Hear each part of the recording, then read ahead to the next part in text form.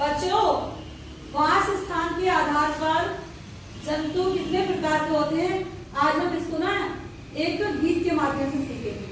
ठीक है। वास स्थान जानते हो किसे कहते हैं?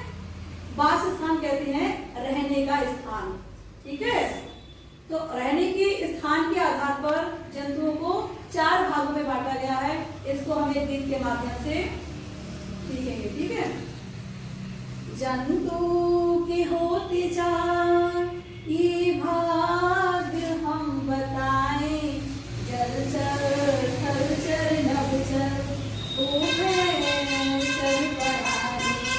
जंतु के होते 4 ये भाग हम बताएं, जलचर थलचर नभचर उभयचर पढ़ाएं।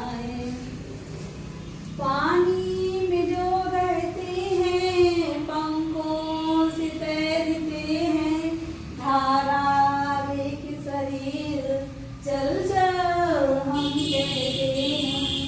पानी में जो रहते हैं पंखों से तैरते हैं, धारावे के शरीर जलचर हम कहते हैं। मैदान में रहते घासों को है चरते, मैदान में रहते घासों को है चरते, पौधे वाजिब खाते हलचल उन्हें कहते। पौधे वाजिब खाते हलचल उन्हें कहते।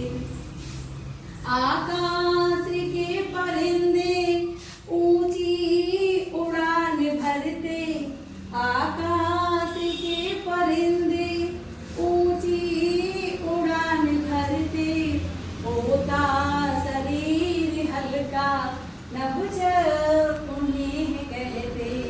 होता शरीर हल्का नभचर उन्हें कहते। जल में है जो रहते थल में भी है वो रहते, जल में है जो रहते थल में भी है वो रहते। बच्चों जानो उनको उभयचर है कहते।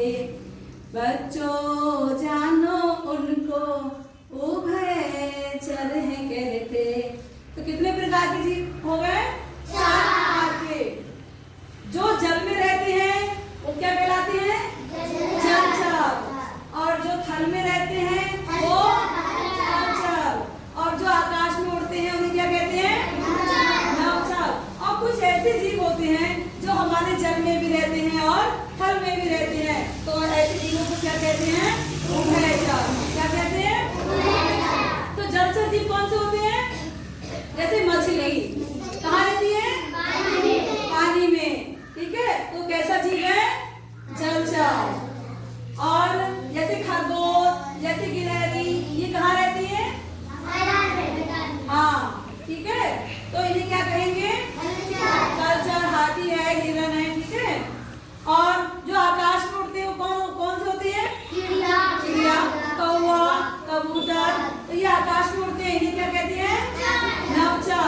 और कुछ ऐसे जीव होते हैं जो दोनों जगह रहते हैं, जैसे पानी में भी रहते हैं, जमीन में भी रहते हैं। तो कौन से होते हैं वो?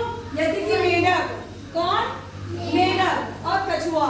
कछुआ तालाब में भी रहता है और मैदान में भी रहता है। ठीक है। थल में भी रहता है। तो ऐसे जंतुओं को हम क्या कहेंगे? उभयचर। क्या कहेंगे? उभयचर। समझ में आए? कविता अच्छी लगी थी? ठीक है। तो अब हम क्या करेंगे? अपनी कॉपी पे जलचर, थलचर और उभयचर जंतुओं के नाम की एक सूची बनाएंगे। ठीक है। बनाएंगे।